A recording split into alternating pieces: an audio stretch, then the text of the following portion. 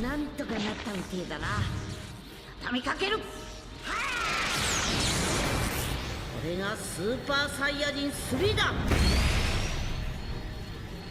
Okay, so it's pretty much the end of the workday. Checking my comments, and I saw a bunch of people ask for a video talking about this update. I guess I'll just quickly go over it just to answer anything that may be a bit confusing. So we'll just blitz right through it. The things that people are most confused by is this, the equipment stuff, and a couple other things. And within the missions, I noticed there could be a teaser on what we may be seeing for the anniversary. But let's just start with the easiest stuff, or the quickest thing. What they're saying here is for the adjustments to buff effect and normal condition overwrite rules. They're saying that originally the game was not doing a good job of how to prioritize which buff to apply if it got a refresh or another instance of it. The example they use is cover null. What they're saying is the game was looking at what buff had the longest duration initially when it was being applied to the character to decide which took priority. So if you enter the field and you have 10 timer counts of cover null, if you got another buff of 5 timer counts of cover null, but it's 8 timer counts into your first one, it was still going to prioritize the first one because its initial value was 10 timer counts worth of the buff. That's the example that they use here. Enter the field with 10 timer counts of cover null. You're doing a combo against your opponent. It took 8 timer counts. In theory, or on paper, your first buff of 10 timer counts of cover null only has 2 timer counts remaining. Now let's say somehow you got another buff that gave you 5 timer counts of cover null. They're saying here that the game was like, between the two, I'm gonna stick with the first one because it gave 10 timer counts of cover null initially. But what it doesn't realize is 8 timer counts worth of that have been used. So you're losing out. Now it's prioritizing the other one, whichever one gives you the greater buff. The final bit here, in addition, if the count of an active cancelable ability is overwritten by an uncancelable one, the new remaining count cannot be canceled by effects that cancel attribute upgrades or buff effects. What it's saying is, it's saying if the new buff that you're getting is uncancelable, but your previous one was, then whatever remains becomes uncancelable. Does that make sense? It's saying in the example that they used, let's say your 10 timer counts of cover null was cancelable. You got the new 5 timer count one that cannot be canceled. Now it's saying your cover null cannot be canceled. It overrode it. It took a higher value, a greater prioritized version of it. This is all to say this is a better way to handle the buffs. You are basically netting the superior version. I think where this would shine the most is with Ultra Rose. Ultra Rose gets cover null, 15 timer counts worth from his plat equip, but he also gets cover null off of his unique gauge. Now, for people that have used him, or some crazy person like me who seems to like him a lot, one of the things you had to worry about was the unique gauge cover null overwriting the unique equip cover null, the plat equip's cover null. From the plat equip, it cannot be canceled. It had greater value. So for characters that on standby have debuffing, it was an annoying thing to have to deal with. You had to prioritize not overwriting the unique gauge in order to maintain the uncancelable cover null. For example, using a Rising Rush with Ultra Rose against Ultra Beast Gohan or Ultra Corrupt Murzumasu. You'd have to worry about that. But this now seems like you don't have to worry about it, which is great. The next thing, preventing stun lock from paralysis. This is basically saying there's a cooldown between each paralysis proc. And by proc, it means activation. You guys have seen it in the videos. I get paralyzed. My opponent's sidestepping like a madman, and I'm just getting hit by paralysis. Paralysis, paralysis, just one after another, and I'm freaking out. I'm trying to use a rush, time them in the sidestep. Everyone's freaking out. Now it's saying if you get paralyzed once, there's a small cooldown between the next time you can get paralyzed again. So if before it was paralyzed, paralyzed, paralyzed, paralyzed, now it's paralyzed, cooldown. Paralyzed, cooldown. Which is good. They've acknowledged that paralysis was too damn strong. How many times have you seen me do drop combos deliberately because I could keep smacking my opponent? That's what that is. Overdrive adjustments. They're saying now that your overdrive gauge, you know, when you have overdrive mode active, now you will use up some of the overdrive gauge when you activate the cards versus when you hit the opponent. I'm guessing this came from the Xenoverse Vegeta, who for some reason was able to maintain overdrive mode for much longer because he kept earning 10% of it. This is probably to deal with that. The final bit, the strength of overdrive attacks has also been changed, allowing them to beat charge attacks. The way I'm interpreting this is a kick was beating overdrive. I don't think I've ever seen that happen once in my games, but I guess this is just them making sure that overdrive has very strong priority. It's already overriding blues and whatnot, so I guess they wanted to make sure that overdrive just played an even bigger role. Battle UI adjustments. The two new icons. The one on the left is the Rising Rush seal. The one next to it is the main ability seal. You can tell based off of the icon, that is 7 Dragon Balls with an X, so no rush. The one beside it is your character's profile icon with the little gauge to let you know that your main ability is available. That's X'd out. It's good that they did this. Rising Rush, main ability, these are two very key tools that everybody uses for key moments in the battle. Good example, let's say you deplete your opponent's Vanish. It's now a 1v1. Like, let's say they rushed you, but your opponent had to vanish first. You're now in a 1v1. If you have the main ability seal up, and you're a character with blast armor, you know you can comfortably go for, say, the mid-range strike if you have blast armor, because they can't use the main ability. They got no cards in their hand because they just rushed me. You know you're in the advantage. This game has so many buff effects, debuff effects, all these things that are flying left and right. They're starting to understand that very specific buffs and debuffs are important to know, like cover null, like paralysis and whatnot. I don't think they've acknowledged that yet, but they're slowly coming around to making sure that there are permanent icons for buffs and debuffs that are very important. This isn't really enough. There's still some other attributes that exist in the game that I'm sure people will find annoying. So this is a great start though. These are two very important ones if you ask me. Main ability when you're in the neutral ground, so you know they don't have a stop time event or an ultimate coming their way, or them not having a Rising Rush available. You know, like for Daima, I guess Tamagami's, this is really good. So that's good. Healing gauge UI adjustments, it just changes the color to let you know that you've lost a quarter of your HP and you're within the quarter to 0.5% of your HP.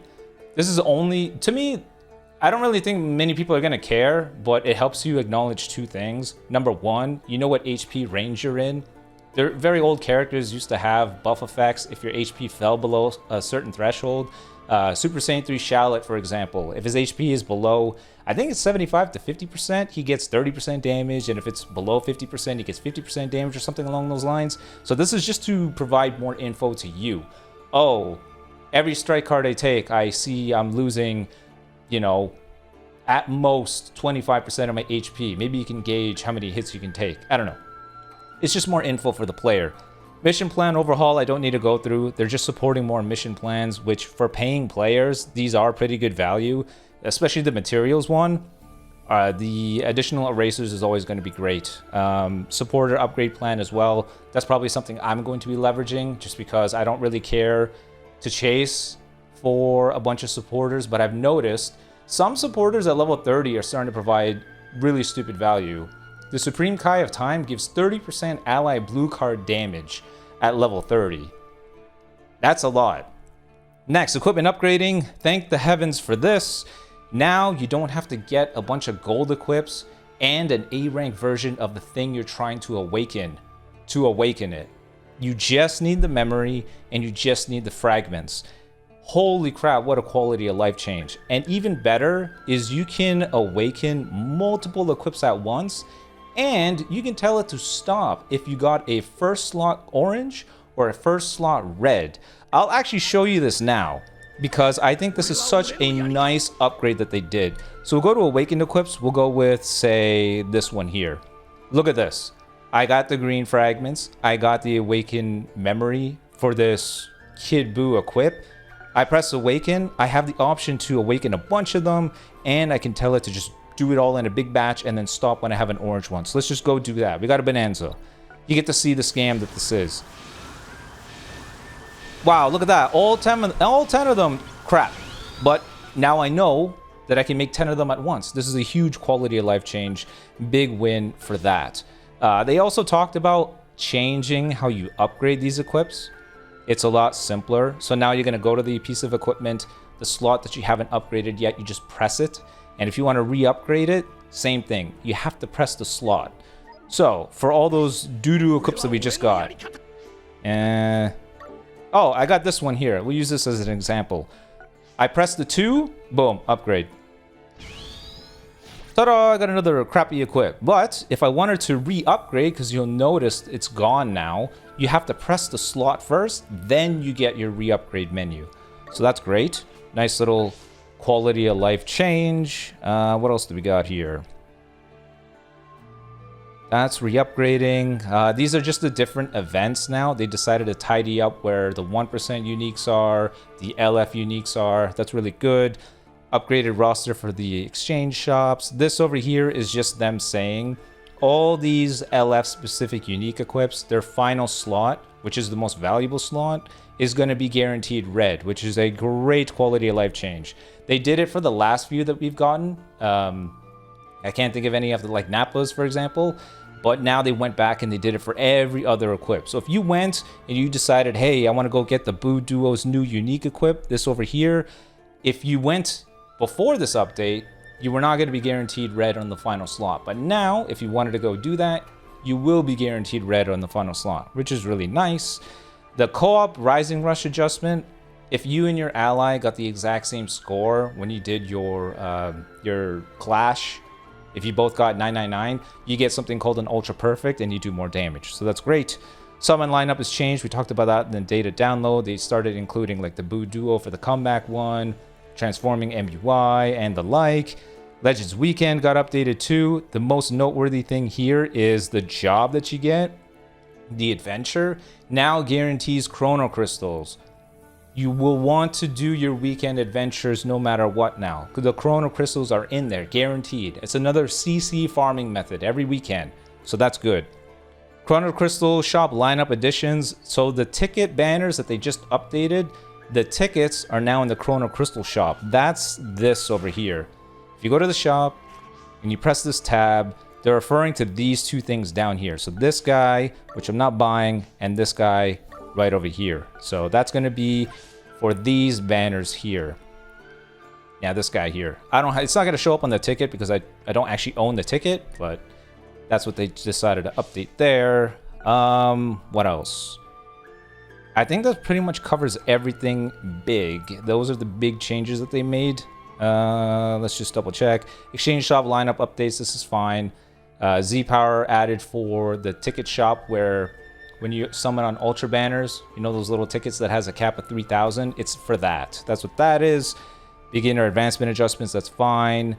Updates over here, this is good. That's all fine and dandy. I also wanted to note, this is the thing that stood out the most to me. As we're nearing the anniversary, there are missions to help, you know, get you guys interested, get you guys playing the game, stuff that they want you to note. One thing the community has noted is that Shallot, when referred to in the missions, has his ID being used. There's only one Shallot in the game, unless you saw in the data download that they're talking about the story coming to an end. It could be that in the anniversary, we get a new story, which means a new Shallot character, or they're going to do something new with the one we already have. I think they're going to give us another one. I think this Shallot that we have now, they're going to wrap up the story. They're going to let us get him at 14 stars. All the works, all the gimmicks, all the everything that Shallot does now, this is where they put the line in the sand. It's done. And then they give us a new Shallot as part of a new story that we can acquire that, for all we know, could be a legend character.